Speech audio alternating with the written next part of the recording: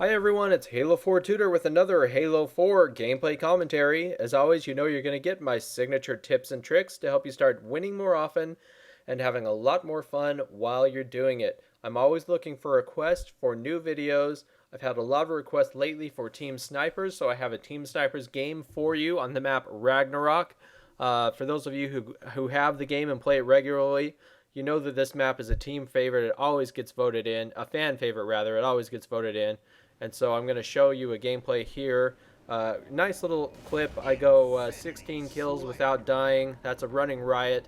It's very, very difficult to do in Team Snipers when you're just one shot away from death the entire time. Not easy to do, but I use some great techniques that I'm going to talk to you about that'll help you win more often. But I do want to talk about the playlist just generally because it is a brand new playlist here. And Snipers is actually very, very similar to SWAT, as a matter of fact.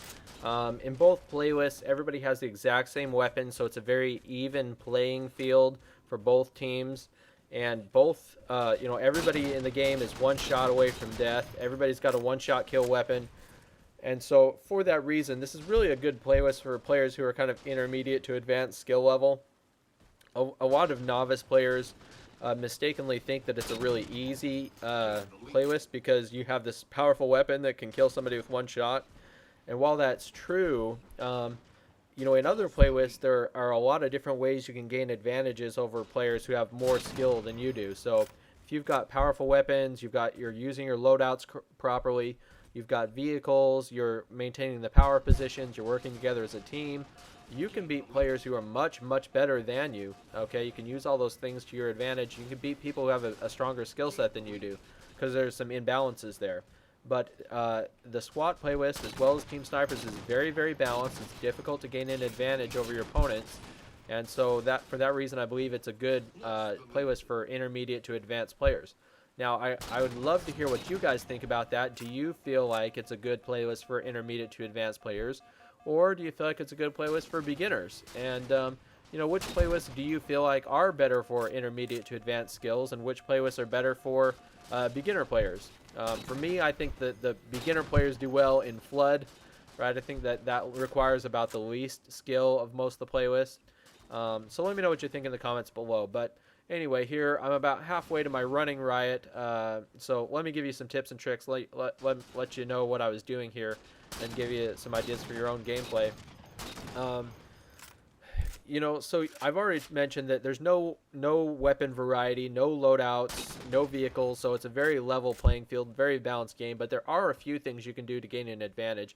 And number one is maintain the power positions on each map. You can still do that. There are still specific locations on every single map that give you an advantage, right? That give you some really good lines of sight, some good ability to fall back for cover, some great positions where you can hold them down and really have a strong control over the map.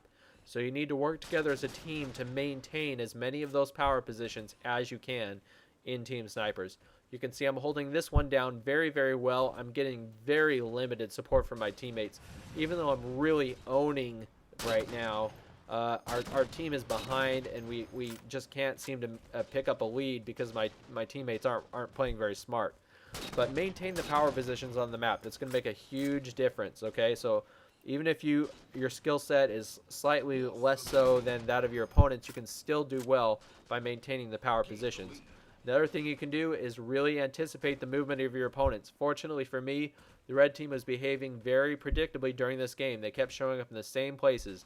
Right up on top of the ridge, right down in the riverbed, and then right over in between the center hill and the down Pelican, okay? They kept coming through those same areas all game long, and I was able to anticipate their movements and get some really clean, quick shots before they even knew where I was or what hit them, okay? So that anticipation was very beneficial for me. Typically, you want to move very unpredictably in Team Snipers. That means jumping around, moving side to side, never, ever, ever standing still unless you're behind complete cover. Like, I know this is a very safe location behind this rock here, but if you're out in the open or you're moving around, you need to be continually juking and jumping and moving around, making yourself a very difficult target, because you never know when you're in the sights of some guy that's hiding on the other side of the map. He's got you in his scopes and he's looking for an easy headshot. So you need to be moving around very all the time. You need to be in constant motion in this game. The other thing you can do is continue to change your location so that your opponents don't know where that fire is coming from, so they can't come in and get a lock on you. Now, I don't do that during this game because I was just having so much success from this one area.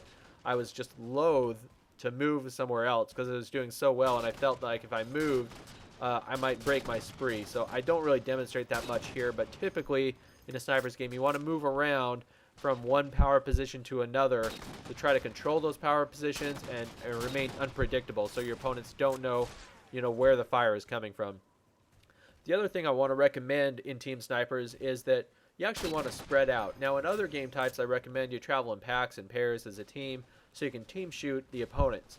That's not necessary in Team Snipers. It's a one-shot kill. You don't need to team shoot. You don't need to be all moving together at the same time. You actually want to fan out a little bit so that you're basically putting in lines of fire from all different angles on your opponents. Okay, it's very difficult for your opponents to defend themselves if they're taking fire from every different corner of the map. So you actually want to spread out a little bit.